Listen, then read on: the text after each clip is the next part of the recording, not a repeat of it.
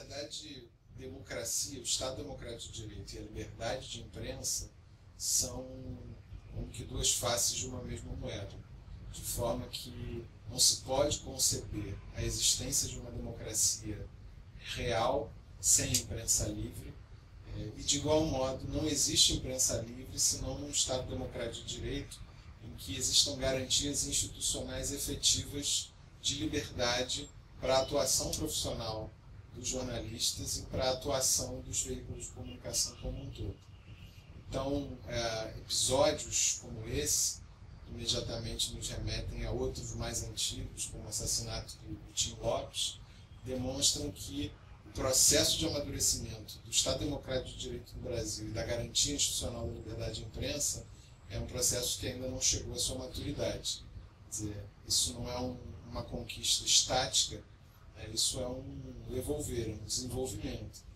E o Brasil, com a redemocratização e a Constituição de 1988, deu alguns passos importantes nesse sentido, mas outros passos ainda mais importantes precisam ser dados. Acho que a preocupação do Estado brasileiro, dos órgãos de segurança, com a segurança pessoal dos jornalistas é um elemento importante para assegurar a independência e a liberdade da imprensa como um todo. Isso se faz de diversas maneiras. Em casos lamentáveis como esse, isso envolve a punição exemplar dos culpados, não apenas pelo caráter retributivo e punitivo em relação aos autores dos crimes, mas sobretudo pelo efeito exemplar, pelo efeito dissuasório que daqui para frente esse tipo de punição pode provocar em quem pretenda praticar atos de violência contra os jornalistas. E há outras maneiras também. Quer dizer, acho que as maneiras mais civilizadas são aquelas que possam prescindir do uso da força, embora ela eventualmente, uso da força pelos órgãos de segurança, embora ela eventualmente possa ser necessária. Mas eu penso numa maior divulgação desses fatos, numa cultura de respeito à atuação dos jornalistas e dos órgãos de comunicação. Quer dizer, não se justifica de nenhuma maneira que uma pessoa que se sinta atingida por uma reportagem possa pretender reagir a essa matéria com atos de violência. Quer dizer, a cultura da liberdade de imprensa, da liberdade de expressão, que é a cultura democrática, ela acredita que mais liberdade é a solução para eventuais erros da imprensa, para eventuais abusos ou exageros, e nunca a prática de atos de violência.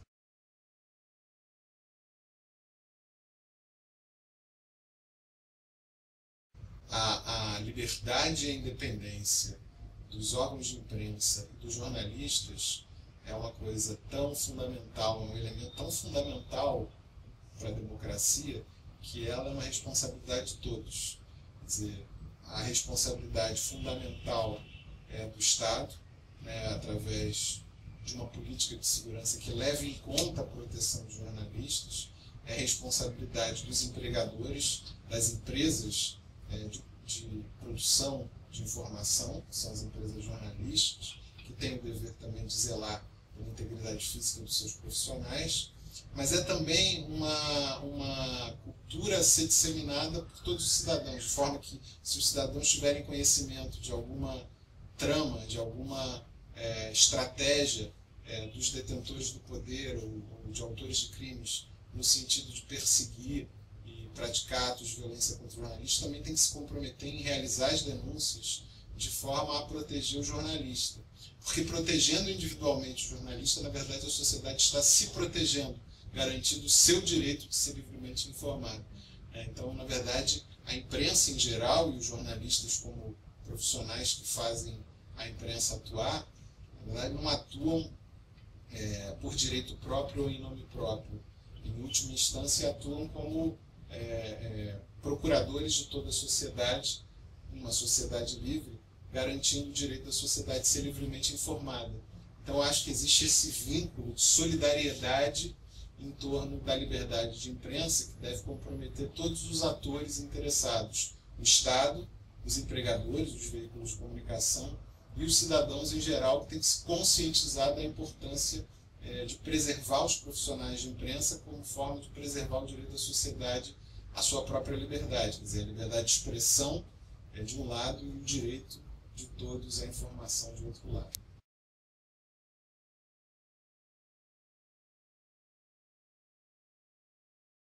Eu acho que existe um processo em curso no Brasil que é a de rever padrões de regulação e controle da imprensa que até então, a despeito da redemocratização do país e de nós termos no Brasil uma Constituição que assegura de maneira até repetitiva, enfática, quase pleonástica a liberdade de expressão e a liberdade de imprensa, ainda existem no Brasil, e esses 24, quase 4 anos de vigência da Constituição não foram capazes de aniquilar, existem ainda diversos nós de liberdade de imprensa, de liberdade de expressão, que precisam ser desatados. E o processo a que eu me referi no início é um processo de superação desses nós. Eu destacaria nesse processo a atuação do Supremo Tribunal Federal. Acho que o Supremo Tribunal Federal, nos últimos anos, tem sido um grande amigo da liberdade de imprensa, por meio do julgamento de casos paradigmáticos que foram importantes no sentido de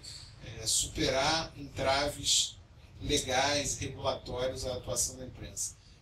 Por exemplo, o sepultamento definitivo da lei de imprensa, que foi uma lei promulgada no início da ditadura militar, nos anos 60. O Supremo fez esse favor ao país de nos livrar dessa lei da imprensa, abrindo caminho para novas discussões sobre os marcos legais que devem pautar a atuação dos jornalistas e dos veículos de comunicação. O Supremo permitiu, durante o período eleitoral, a realização de atividades de humor e da crítica jornalística a candidatos e partidos políticos, o que era proibido pela lei eleitoral.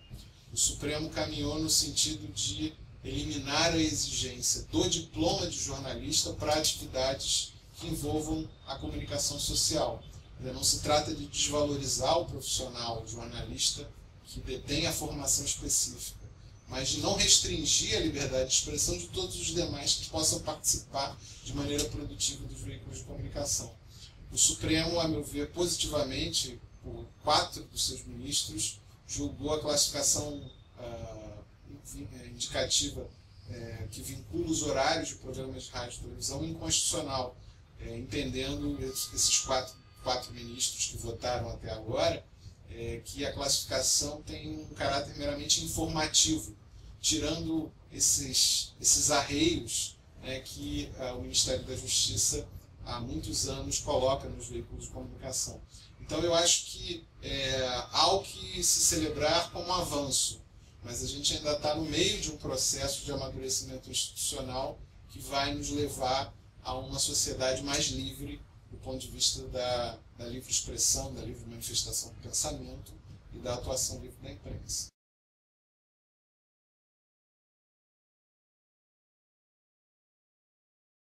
Eu só queria ressaltar que o trabalho do Instituto Milênio me parece um trabalho muito relevante, profícuo, divulgando valores ligados à causa das liberdades fundamentais para o país se tornar um país plenamente desenvolvido.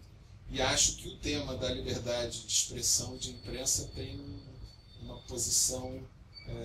de proeminência. Talvez na Suprema Corte norte-americana se diz que a primeira emenda e as liberdades de expressão de imprensa têm uma posição preferencial sobre as demais liberdades, porque é justamente no livre debate de ideias, no livre mercado de ideias, que se constroem os melhores argumentos, que se encontram as soluções para os grandes problemas nacionais,